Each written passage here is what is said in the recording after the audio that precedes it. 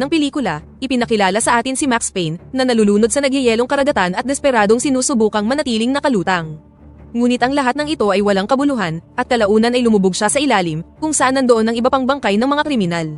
Habang nalulunod, isinalaysay niya na kung matatagpuan ang kanyang katawan, huli na para malaman nila na siya ay naiiba sa iba pang mga kriminal sa karagatan. Sa sandaling yun, naalala niya ang araw na natagpuan niyang pinatay ang kanyang asawa at anak. Pagkatapos ng flashback, sinabi niya na ang kanyang mga aksyon ay isang madaling pagkakamali. Lumipat ang eksena isang linggo bago ito nangyari, kung saan si Max ay nagtatrabaho sa departamento ng pulisya bilang isang detective sa cold case unit. Dalawang opisyal ang lumapit upang magdala ng isang kaso sa kanyang opisina, at ang isa sa kanila ay nagkomento na ang bawat kasong inilalagay sa kanyang mesa ay itinuturing na patay at hindi na malulutas. Nang marinig ito, inanyayahan ng isa pang opisyal si Max na uminom pagkatapos ng trabaho, ngunit hindi tumugon si Max at tumingin lang sa kanila. Nang ma-curious, tinanong ng opisyal ang kanyang kasamahan tungkol sa kwento ng buhay ni Max.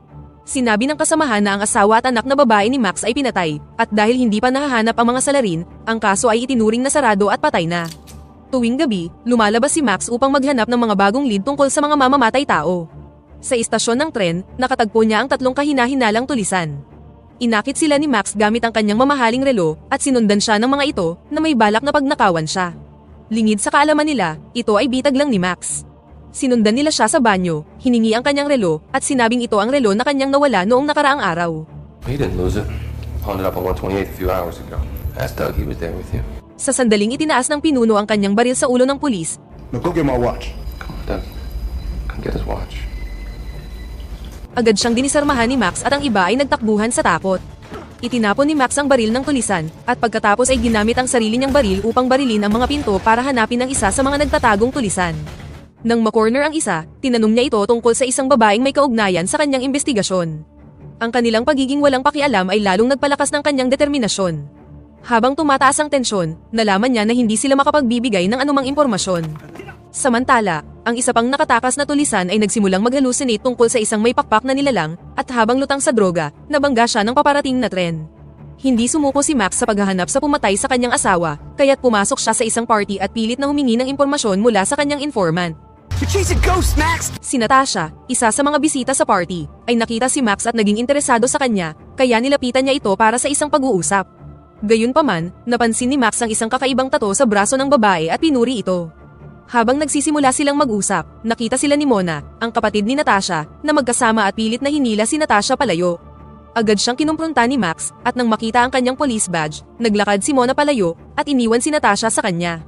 Nagsimulang maghinala si Max tungkol sa party, kaya't naglakad-lakad siya at natuklasan ang isang silid na puno ng mga taong gumagamit ng droga.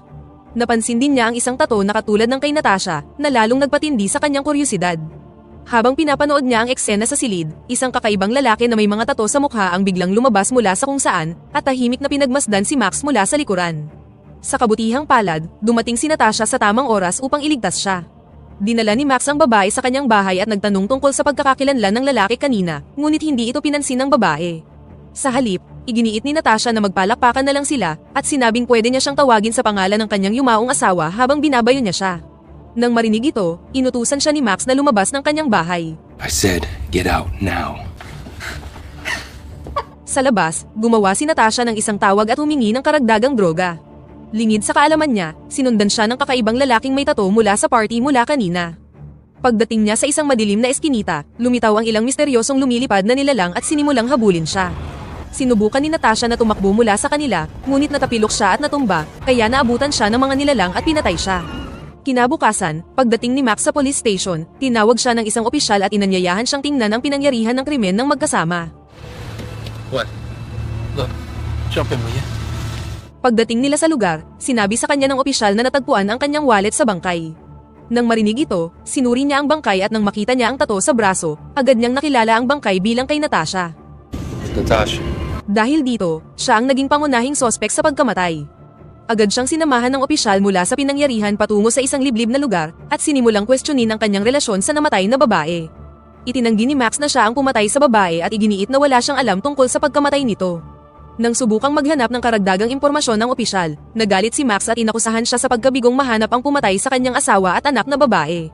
Naapektuhan ang opisyal sa mga sinabi ni Max, kaya ng araw na yun sa opisina, habang sinusuri ang file ng kaso ni Natasha, Ang tato sa braso ng babae ay agad na kumuha sa kanyang atensyon, kaya agad niyang inilabas ang mga file ng kaso na may kaugnayan sa namatay na asawa ni Max. Habang tinitingnan ng file, napagtanto niya na ang isa sa mga pumatay ay may kaparehong tato tulad ng kay Natasha. Dahil dito, agad niyang tinawagan si Max. Gayunpaman, hindi niya makontak ang numero, kaya nag-iwan na lang siya ng voicemail. Samantala, nalaman ni Mona ang pagkamatay ng kanyang kapatid at binigyan siya ng informant ng larawan ni Max dahil siya ang huling taong nakasama ni Natasha. Sa kabilang banda, pinakinggan ni Max ang voice message mula sa opisyal na nagsasabing maaaring may koneksyon sa pagitan ng pagkamatay ni Natasha at ng kanyang yumaong asawa. Sinabi sa voice message na magkita sila sa apartment ng opisyal, kaya nagmamadaling umuwi si Max. Ngunit pagdating sa apartment, nadatnan niyang hindi nakalock ang pinto. Sa paghihinala, binunot niya ang kanyang baril at pumasok. Gayunpaman, nakita niya ang bangkay ng opisyal sa pasilyo, at habang sinusubukan niyang lumapit, biglang may umatake at umapon sa kanya ng maraming beses. Ngunit bago pa tuluyang mawalan ng malay, nagawang barilin ni Max ng maraming beses ang attacker. Kalaunan, nagkamalay siya sa ospital at nakita ang kanyang mentor na si Hensley sa tabi ng kanyang higaan. Ipinaalam sa kanya ni Hensley na namatay ang isa pang opisyal at nakatakas ang attacker ng walang iniwang bakas, kaya si Max ang pangunahing suspect sa insidente. Nang marinig ito, nagpasya si Max na agad na umalis ng ospital upang dumalo sa libing ng opisyal. Nang makita ang kanyang intensyon, inanyayahan siya ni Hensley na magpalit ng damit sa kanyang kumpanya. Lumalabas na ang kanyang mentor ay nagmamay-ari ng isang pharmaceutical company. Sa loob ng gusali, nakita siya ng isang shareholder at lumapit upang makiramay sa pagkamatay ng kanyang asawa na isang mahalagang empleyado sa kumpanya. Matapos magpalit ng bagong damit, pumunta si Max sa libing ng opisyal, ngunit sinampal at inakusahan siya ng asawa ng namatay na opisyal na umakay sa pagkamatay ng kanyang asawa. Habang papalabas si Max, dumaan ng isang detective at inanyayahan siya sa istasyon para sa interogasyon tungkol sa pagkamatay ni Natasha. Sa istasyon, itinanggi ni Max na siya ang pumatay sa babae at nilinaw na nakilala niya lang ito sa isang party at iniuwi siya sa kanyang bahay. Nahirapan ng detective na paniwalaan ito at inihampas ang isang case file sa mesa sa galit. Nang makita ang isang larawan mula sa file, naalala ni Max na may mahalagang bagay na isisiwalat sa kanya ang namatay na opisyal. Kaya naman, pumasok siya sa unit ng opisyal sa istasyon, pagkatapos ay pumasok sa kanyang opisina at nagsimulang halugugin ang mga file ng kaso sa kanyang locker. Ikinagalit ito ng iba pang mga opisyal sa opisina, kaya galit na galit nilang kinatok ang nakalock na pinto para palabasin siya. Doon, natuklasan niya na ang huling taong tinawagan niya pagkatapos umalis sa kanyang bahay ay isang taong nagngangalang Owen Green. Tiningnan din niya ang file ng kanyang yumaong asawa at natuklasan na ang isa sa mga pumatay sa kanya ay may mga tato na katulad ng kay Natasha. Matapos makuha ang impormasyong ito, tumakas siya sa bintana sa sandaling makapasok ang mga pulis sa pinto. Nang gabing yun, habang naglalakad pa uwi si Max, napansin niya ang tatlong misteryosong lalaki na sumusunod sa kanya. Dahil dito, tumakbo siya sa isang eskinita at inilabas ang kanyang baril para hintayin sila. Gayunpaman, biglang may tumutok ng baril sa kanya mula sa likuran at inutusan siyang ibaba ang kanyang baril. Agad namang sumunod si Max, kaya lumabas na ang taong yun mula sa kanyang pinagtataguan. Nabunyag na ang taong yun ay si Mona, ang kapatid ni Natasha. Sinimulan niya itong hampasin ng pamalo habang kinukwestiyon ang kanyang pagkakasangkot sa pagkamatay ni Natasha. Matapos mahampas ng ilang beses, inamin ni Max na wala siyang kasalanan at isiniwalat din na ang pumatay kay Natasha ay malamang nasangkot sa pagkamatay ng kanyang asawa. Nahirapan si Mona na paniwalaan ito at patuloy na sinisi siya sa pagkamatay ni Natasha dahil natagpuan ang kanyang wallet sa katawan nito. Ipinaliwanag ni Max na kung siya talaga ang nasa likod ng pagkamatay, hindi siya mag-iiwan ng ebidensya na magdudulot ng pagkakasangkot sa kanyang sarili. Binanggit din niya ang pangalan ni Owen Green bilang ang huling taong tinawagan ni Natasha bago ito namatay. Matapos marinig ang kanyang paliwanag, nagpa siya si Mona na maniwala sa kanya. Nang gabing yun, magkasama silang nagmaneho papunta sa apartment ni Owen Green, at habang umaakyat sila sa hagdan patungo sa kanyang silid, narinig nila siyang sumisigaw ng malakas. Pagpasok nila sa kanyang silid, lumalabas na nakakaranas siya ng hallucination mula sa mga drogang ininom niya. Nang makita sila, umatras si Owen Green patungo sa bintana at nagsimulang bumulong ng mga walang kabuluhang salita. Ayon sa kanya, ang mga may pakpak na nilalang ang may pananagutan sa pagkamatay ni Natasha at naroon sila upang dalhin siya palayo. Sa sandaling ito, napansin ni Max ang tato na hugis pakpak sa kanyang balikat, na katulad ng kay Natasha. Habang pinagmamasdan ni Max ang mga tato, biglang sumandal si Owen sa bintana at nag-hallucinate na may isang may pakpak na nilalang ang humihila sa kanya palabas. Ngunit ang totoo, nahulog siya at namatay. Lingid sa kaalaman nila, naroon din ang kakaibang lalaki na puno ng mga tato at nagmamasid sa lahat. Nang gabing yun, binisita ni na Max at Mona ang tattoo shop kung saan ipinagawa ng patay na si Natasha ang lahat ng kanyang tattoo. Nang ituro nila ang wing-style tattoo sa tattoo artist, sinabi sa kanila ng lalaki na ito ay inspired ng isang Norse mythological deity na nagbibigay gantimpala sa mga sundalong namatay sa laban. Inihayag din niya na ang tattoo ay simbolo ng proteksyon na dating ginamit ng mga Viking. Nang marinig ito, tinanong ni Max kung para saan ang proteksyong ito, ngunit hindi ito nasagot ng tattoo artist. Kalaunan ng gabing yun, inihatid ni Max si Mona upang makipagkita sa kanyang boss. Tinanong niya ang kanyang amo tungkol sa mga tato, kaya inihayag ng boss na isang lalaking nagngangalang Jack Lupino ang may pananagutan sa lahat ng pagkamatay. Binalaan din siya ng amo na layuan si Max dahil siya ang target ng mga nakatataas. Stay away from Max Payne. You don't want to be near him when Judgment Day comes. Samantala, nababagabag si Max sa wing-style tattoo, kaya pumunta siya sa isang storage unit para tingnan ang mga gamit at papeles ng kanyang yumaong asawa. Doon, nakita niya ang isang envelope na pagmamayari ng pharmaceutical company kung saan dating nagtrabaho ang kanyang asawa. Habang sinusuri ito, narealize niya na ang pakpak na logo ng kumpanya ay tugma sa mga wing tattoo, kaya nagsimula siyang maghinala na may isang tao sa kumpanya ang may pananagutan sa pagkamatay ng kanyang asawa. Nang walang sinasayang na oras, agad siyang nakipagkita kay Hensley, na nagmamayari ng kumpanya, upang makuha ang pangalan ng dating bisor ng kanyang asawa.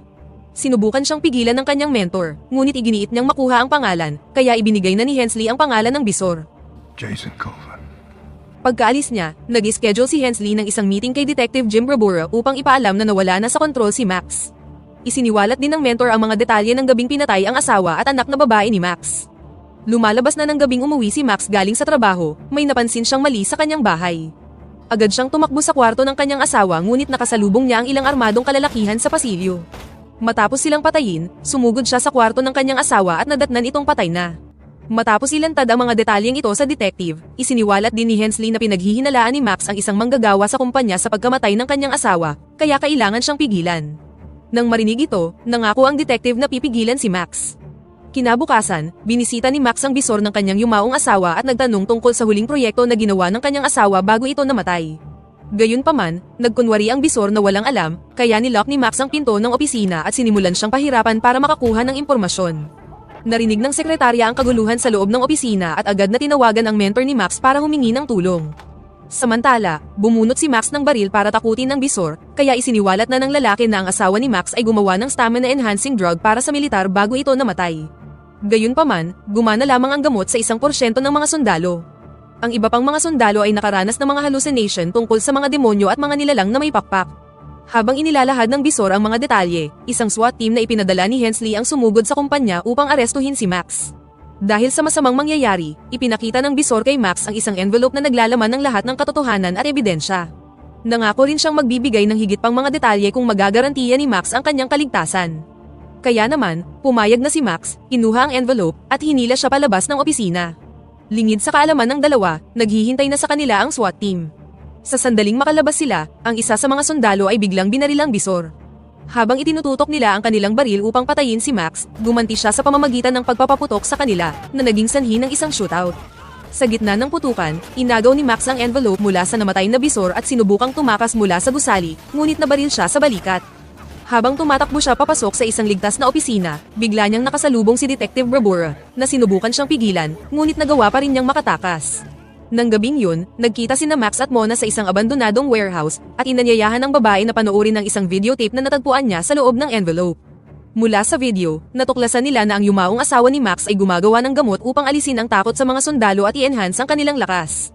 Nalaman din nila na ang mentor na si Hensley mula sa pharmaceutical company ang nasa likod ng produksyon ng mga gamot.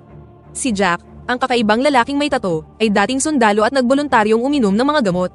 Sa isang panayam mula sa tape, isiniwalat ni Jack na ang pag-inom ng mga gamot ay nagparamdam sa kanya na parang isang walang takot na may pakpak na nilalang. Dahil sa revelasyong ito, naisip ni Max na si Jack ang nagutos sa pagkamatay ng kanyang asawa. Nang marinig ito, ibinunyag ni Mona kung saan matatagpuan si Jack, kaya kinuha niya ang kanyang baril at naghanda upang maglunsad ng isang pag-atake. Binalaan siya ni Mona tungkol sa mga paparating na panganib, ngunit iginiit ni Max na isakatuparan ang kanyang mga plano.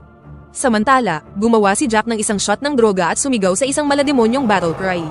Nang gabing yun, pumasok si Max sa lungga ni Jack at madaling pinatay ang lahat ng kanyang mga tauhan. Pagpasok ni Max sa kanyang opisina, biglang lumitaw si Jack mula sa kung saan at malupit na inatake si Max gamit ang isang itak. Dahil sa kanyang mas pina-enhance na lakas mula sa mga droga, madali niyang natalo si Max at nagsimulang magsalita tungkol sa mga anghel at demonyo. Habang itinataas niya ang itak upang patayin si Max, biglang lumitaw si Hensley at nagpaputok, na agad na ikinamatay ni Jack.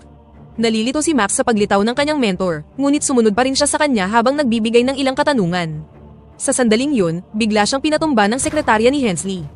Kalaunan, sumunod sa kanila si Max habang nakagapos ang kanyang mga kamay. Sa puntong ito, sinimulan ng aminin ni Hensley ang kanyang pagkakasangkot sa pagkamatay ng asawa ni Max. Ibinunyag niya na ang kanyang pharmaceutical company ang pangunahing producer ng mga gamot na pangmilitar, at nais ng namatay na asawa ni Max na ilantad ang masamang epekto ng mga gamot sa media, kaya kinailangan niya itong patayin upang maiwasan ang isang iskandalo. Inamin din niya na matagal na niyang ginagamit si Jack upang makamit ang kanyang mga layunin. Sa pagtatapos ng kanyang pag-amin, ibinunyag niya na personal niyang pinatay ang bagong silang na sanggol ni Max. Matapos itong marinig, hinimok siya ng sekretarya na patayin na si Max para matapos na ang drama, ngunit inutusan siya ni Hensley na kumalma. Pagkatapos nito, itinaas niya ang isang mabigat na metal at ihinulog ito sa tabi ni Max, bago isinuksok ang 2 bote ng droga sa kanyang jacket. Sa kabilang banda, naghanda ang sekretarya ng isang lubid, dahil plano nilang lunurin si Max sa nagyayelong karagatan upang itago ang kanyang pagkamatay bilang isang suicide na dulot ng drug overdose. Habang tinatanggal ni Hensley ang handcuff upang itali siya sa mabigat na metal, bigla siyang inatake ni Max at sinubukang tumakas, ngunit sinimulan siyang paputukan ng 2 lalaki, kaya napilitan siyang tumalon sa nagyayelong karagatan. Nang walang makitang senyales ng paggalaw sa nagyayelong tubig, sa palagay ni Hensley ay patay na si Max, kaya umalis na sila. Samantala, pinigilan ni Max ang kanyang hininga sa ilalim ng tubig ng ilang minuto. Habang sinusubukan niyang lumangoy palabas para sa kaligtasan, nawalan siya ng lakas, dahilan para lumubog siya sa ilalim. Habang lumulubog sa mas malalim na parte ng karagatan, nagkaroon si Max ng flashback sa gabing pinatay ang kanyang asawa. Sa flashback, nakita niya ang mga pumatay sa kanyang asawa na nakahandusay sa sahig, at habang naglalakad siya papasok sa kwarto ng kanyang anak na babae, nakita niya ang kanyang asawa na masayang inaalagaan ang kanilang anak.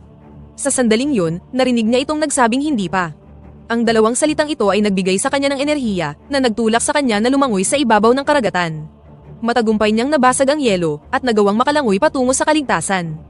Matapos makaahon sa nagyayelong tubig, mabilis niyang inilabas ang 2 bote ng droga mula sa kanyang jacket at ininom ang mga ito upang labanan ang nakamamatay na hypothermia. Agad na in-enhance ng mga droga ang kanyang lakas, dahilan para gayahin niya ang ungol ng isang demonyong halimaw, at nagsimulang makakita ng mga hallucination ng mga may pakpak na nilalang. Gamit ang kanyang bagong lakas, umalis na siya upang maghiganti sa kanyang mentor. Samantala, dumating si Detective Brebure sa opisina ng SWAT team at inakusahan sila ng sadyang pagpatay sa bisor noong naganap ang shootout sa kumpanya. Inimbitahan din niya ang isang FBI official upang imbestigahan ang kaso.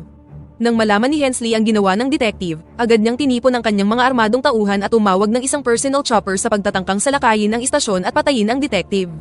Habang naglalakad sila palabas ng gusali papunta sa driveway, biglang nagpakita si Max at pinaputokan sila, na ikinamatay ng lahat ng armadong lalaki.